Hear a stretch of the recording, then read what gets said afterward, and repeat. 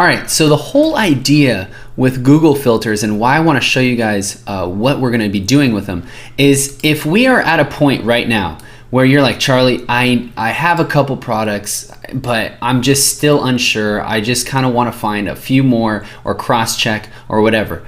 Well, most likely what you have is you have these big ideas. And what we're going to do is we're going to put your big ideas that are broad niches, broad niches. And I'm going to give you guys a ton of examples in a few minutes. And we're going to put them through kind of these Google filters, right? There's a bunch of filters, a bunch of things. Oh, we want to sort by price, by category, by texture. There's going to be a ton of filters. And it's going to start splitting now our ideas into different segments in different directions that we can go. This is the overarching idea of Google filters. It's literally the same, like what I kind of mentioned in the beginning, where we're just trying to find ideas that we wouldn't have naturally found already. This is just another tool I'm giving to you guys, so that way it's almost impossible to end up with a bad product. You're gonna have so many products to try that you're just going to have a choice of which great product you wanna try first. So let's get into it.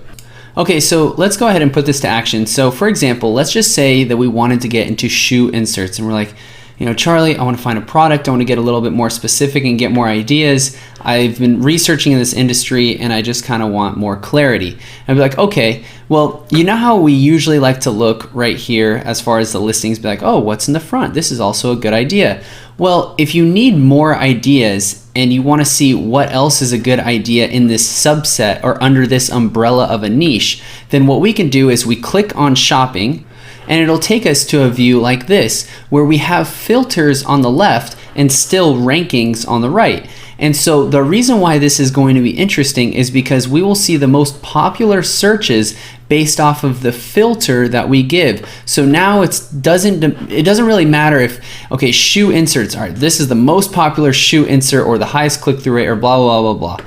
Now what we could do is, this is the highest ranked shoe insert based on the price being $30 to $45 or based on the purpose of this insert. Does that kind of make sense where I'm going with this? So for example, if I was looking through, I don't actually want to filter by price right off the bat. I don't like doing that because these are kind of all in the general same price range. It's not a big deal. What I like is seeing, oh, there's something called height increasing. I thought that was interesting. So I'm like, okay, let's see what this is. I would have never even thought of that. And let's see what's ranked more towards the top, and let's see what's kind of ranked more towards the top and make sure it's not, you know, Best Buy or anything. Okay, great. So let's see what's ranked more towards the top and kind of go from there. So this looks like more of a drop shipper. Interesting, definitely angled towards women. Height increase, okay. See, like this is an industry I would have definitely never even, I didn't even know this existed. Height lift. So what this is telling me is that there is actual demand and that this could be a possible good idea. Because if I go into here, first of all, definitely dropshipper. This absolutely is horrendous. But what's good is when I see some dropshippers kind of ranking high in kind of terms like this, shoe inserts, then first of all, I know that their landing page sucks. Second of all, I know that their listing is terrible. But if they're still going to allow their Google Ads account to spend money on this, then I know that they are at least either break even or somewhat profitable. Does that make sense? So when I see this, I'm just like, okay, so somehow they're making this work at least a little bit. Right? That's a good benchmark.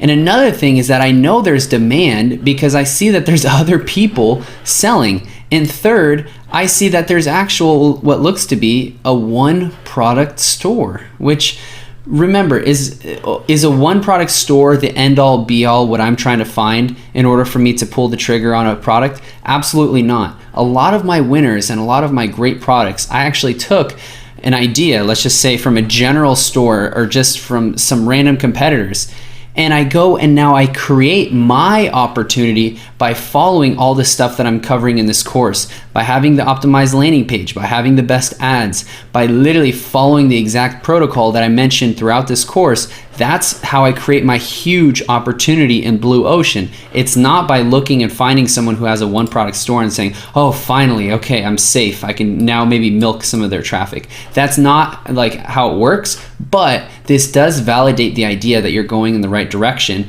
And yes, by the way, you can see this one product store and be like, well, I can do it way better. And then you can go ahead and blow them out of the water. So let's actually see what else. If I wanted to look at their traffic, I doubt there's any traffic. Yeah. So that there's no way. But if we go through here, I want to see what else we have. So I already clicked on this one. And see, I'm still scrolling down because I just want to see lift kits. Well, another thing what I would probably do is actually type in like height lift insert lift kit insole and see if there's actually search traffic. If there's search volume and people typing that in, like this is definitely a very well branded store. However, their landing page is not very good, but no one would go through all of this trouble to have this kind of product in store and branded. You could see that they actually branded their product unless it was actually selling. You'd be surprised on like the weird dinky stores that you think, there's no way that they're making any money. They somehow make a good amount, just a very, very good amount. Interesting, and they even have a video. So this is a very, very good way to find little tiny covets under this big umbrella that you might have had before, now to give you a new idea. Now remember, where did we start before? Well, we started back here. Like, hey, I want to get into some shoe inserts. And now we ended with an actual idea that we can go ahead and look into, right? So this is how we just narrowed it down. Let me show you some other examples.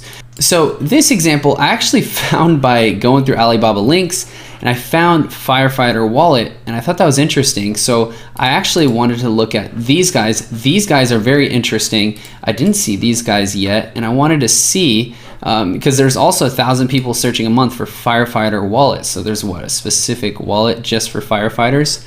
Like that's interesting. And another thing is if you guys look at the Ridge, this is a very, I actually have this. This is a very good company that made an entire brand just off of wallets. So obviously there's a big market for this. Like if I just show you guys, because we can go to here, this is by far a legitimate company. So look, they have over 1 million visitors a month. Insane. But what I just wanted to say is that wallets, just selling wallets is a big industry. So when I looked at this, I was like, okay, interesting. There's something called the Fire Store. And I would be curious to see if this is their main driver or not. And then I also looked obviously at this is just a recycled wallet. Their angle is similar to the angle that I mentioned before with the 4Ocean bracelets, where they're using recycled goods. I'm not saying you have to, in order to tie in emotion, you have to use recycled goods. But I am saying by tying in some kind of emotion or good feel, a customer is more likely to purchase over and over, and it gives you a marketing angle when truthfully you're really just selling a wallet. Very, very, very simple wallet too.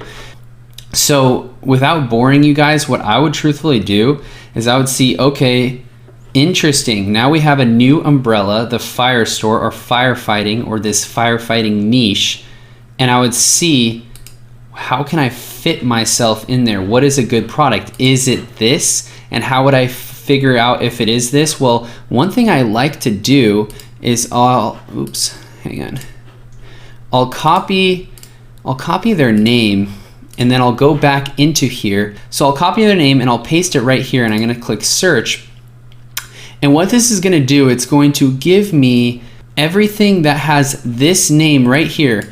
It's going to give me kind of their top listings, and on top of that, I want to make sure I go under seller and filter just by this seller. So now anything that they have published to Google, which is most likely all of their products, now I can see their top products. And so most likely what their top products are is this mystery box, yes, this wallet, and a very simple looking backpack.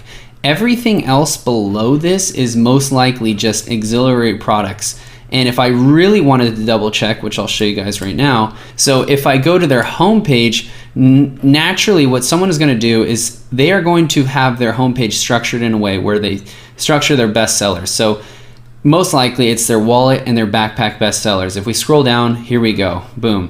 Like their bestseller is usually going to be up in the front, okay, and then we look and we see their backpack. So yes, this strategy or this idea definitely cross-checked, and I would do the same thing for kind of the other company as well, right? Does that make sense? So if I want to really segment, we kind of follow that same strategy that I did with shoe inserts. We just keep on going narrow and using different filters. But let me show you more examples. If we go, now another way I use this is by looking into industries but dissecting it by just putting shop at the end. So for example, if I'm like, okay, I want to look into massage or firefighter or whatever, I'll say massage and then shop or store at the end. So when I type this in, I see, okay, what's coming up under just a very broad term, and I see, interesting. So I see these are coming up, and if I wanted to see what was most popular and have just excluded like eBay, Best Buy, so I would individually click all these.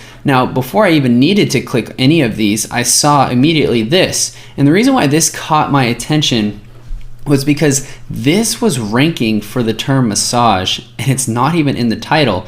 Instead, it's only in the description, which is a very weak way to try to rank for anything, yet it's ranking quite high against very high competitive products. So I was like, this is interesting. So I open it, and what I saw was that this is very, very, very nice as far as a landing page, super focused on one product, and obviously it's branded because it's working, and I like the angle of this. And also, truthfully, it's honestly very simple. I don't see any SKUs. I don't see too much complication. It's other than you're gonna probably need like a user manual of like, okay, you put on these straps and press a couple buttons. Like, it looks very simple and very interesting to me. So I like this. So if I wanted to, I'd actually probably go on Alibaba and start looking into kind of full leg massage, kind of things that under massage that maybe look similar to this. So this is very interesting to me, and I would go deeper on this. But remember, it's not about what products I'm showing you, it's about how I got there and what I personally do to find these ideas. And another thing is, remember how I mentioned the bulletproof vest? Well, it's a great industry, and if I wanted to, I could filter by price and now see, okay, which kind of segment do I want to fit myself into? What is the most popular vest that is selling around 150 and below? And I could see, I'm like, this is interesting. I'm like, okay, what is the most popular vest that is maybe selling at 250? Ooh, interesting, right? So now I can kind of mess around with these filters. But another thing is I could see like all the sellers in this industry and see, okay, what can I learn from them? Is there a way for me to fit in there? One thing though is I've noticed these guys quite a bit, and if I look and I open their website, I want to kind of go a little bit deeper, and I want to see that they have a lot of products. So what I would do is the same strategy. I would type in bullet safe. So let's do that. So I want to type in bullet safe vests and see what is their hottest product, and it looks to be this right here. So if I wanted to say, okay, I want to get in this space, but I don't want to invest a ton of money because I don't want to go and have a bunch of SKUs. So let me just try this product and see where it goes, because it looks like this is a good one. This is in bandana, very interesting. I like it. I mean, you can see like a top 3 or 4, and this is how you can hedge your bets a lot more efficiently, in my opinion. So that is really, really interesting. Now, there is something I wanted to show you guys that I thought was really funny. So this is a company called Posh Peanut, and there's a guy that I follow. His name's Nick Shackelford, and he loves scaling brands. He'll take like a legitimate looking brand, which this is, but then use heavy marketing tactics to scale it up, right? And so this silly, I mean, it's not silly, but it's very simple. This simple brand scaled to over $800,000 a month in revenue by selling simple items. And so before you think like, oh, okay, I'm gonna sell a weird product or something odd, that's just one angle. You can actually take this same idea and sell simple products, because this idea of optimizing and using Google Ads is so underrated. No one knows how to do it the best way at all, that almost everything is a likely opportunity. So if you see, for example, this is a simple product but has search volume and is also not a bad idea. It could definitely work, and we can see what is kind of coming up to the top, and we can maybe hedge our bets once again on what would be a good design or a good idea to kind of go with, right?